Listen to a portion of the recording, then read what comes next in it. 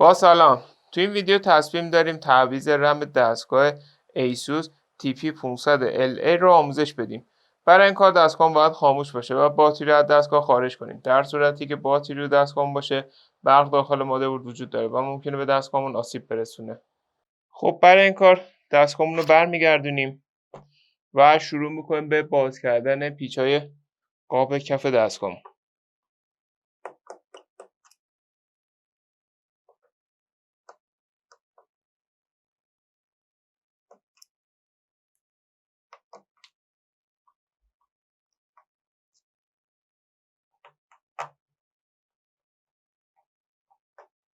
خب رم این مدل دستگاه رو که داریم باز میکنیم رم DDR3 PC3L هستش که در پایان ویدیو هم نحوه خرید این کالا رو توضیح دادیم.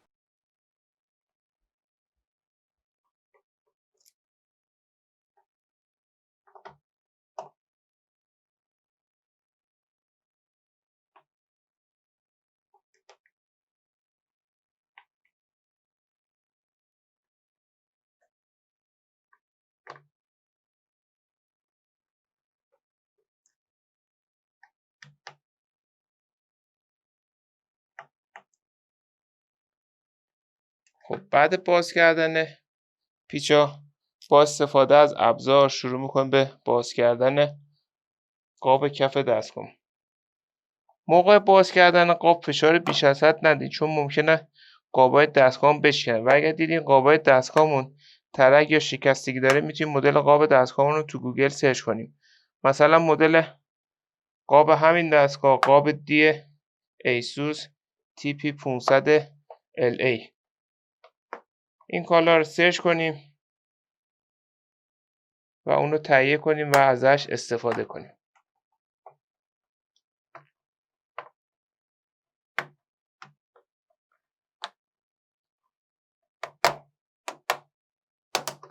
و به این صورت قاب کف دستگاهمون رو جدا میکنیم.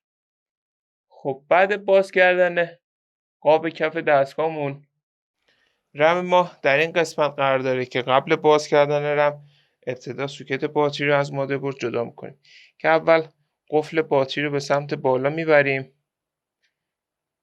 به این صورت و سوکت باتری رو از مادربرد جدا میکنیم به این صورت و با فشار دست زبونهای رم رو آزاد میکنیم و رم رو از دستگاه خارج میکنیم. برای جا زدن دوباره رم اونو داخل شیار قرار میدیم و اونو به سمت پایین فشار میدیم. ما الان میتونیم رم جدیدمون رو جایگزین کنیم. حالا برای آشنایی با نحوه خرید این کالا به ادامه ویدیومون توجه کنید. برای خرید این کالا میتونید به آدرس www.iranfso.com مراجعه کنید و یا عبارت کامپیوتر افق رو به صورت فارسی در مرورگرتون جستجو کنید. بعد این کالا رو خریداری کنید.